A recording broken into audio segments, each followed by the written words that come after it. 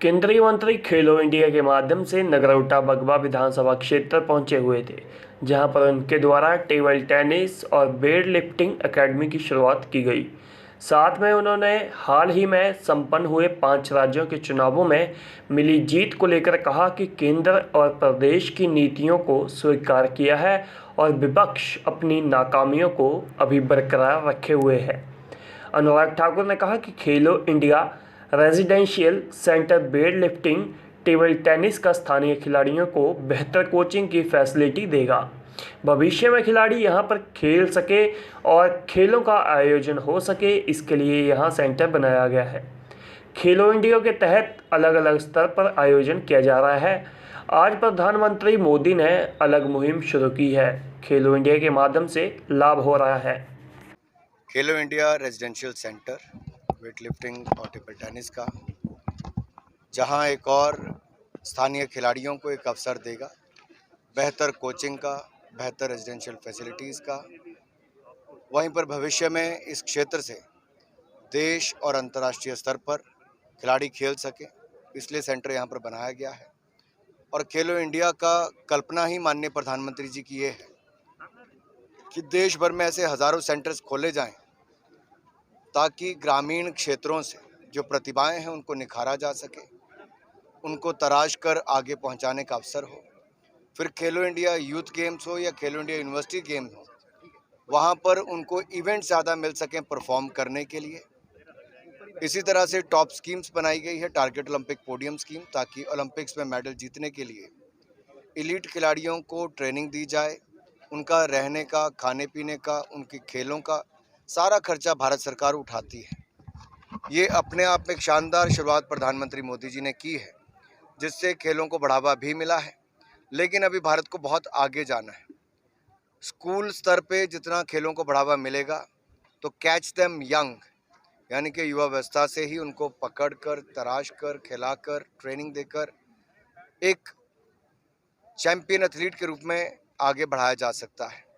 यहाँ पर अलग अलग खेलों के लिए, वेट लिफ्टिंग से लेकर टेबल टेनिस से लेकर जिम्नास्टिक तक, उसकी सुविधाएं बनाई हैं।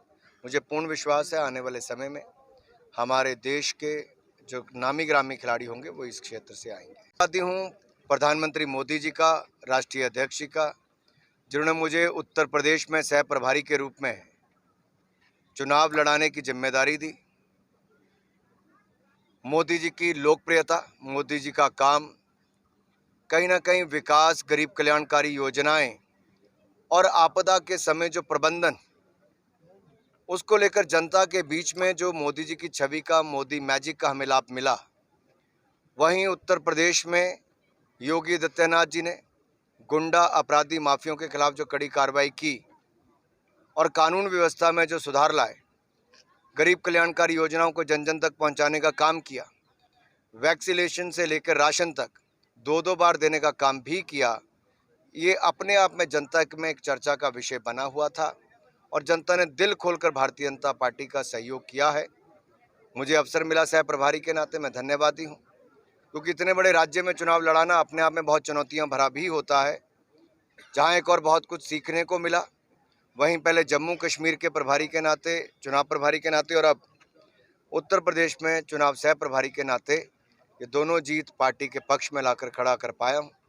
मैं धन्यवादी हूँ पार्टी के शीर्ष नेतृत्व का। दुनिया भर में भारत के इलेक्शन कमीशन की तारीफ होती है कि 550 से ज़्यादा लोकसभा क्षेत्रों में और हज़ारों विधानसभाओं में जब भी चुनाव होते हैं, ईवीएम की प्रक्रिया ऐसी है कि उसको स्थापित करने से पहले भी सिग्नेचर होते हैं, वोटिंग होने से पहले चेक करवाई जाती है, वोटिंग पूरी होने के बाद उसको सील किया जाता है, फिर उसके डब्बे को सील किया जाता है, फिर जिस स्ट्रांग रूम में रखा जाता है उसकी खिड़कियों, उसके दरवाजे को भी सील किया जाता है, और ये सभी राजनीतिक दलों के सामने किया जाता है। जब इतनी सील होगी उसमें कौन हेरा फेरी कर सकता है।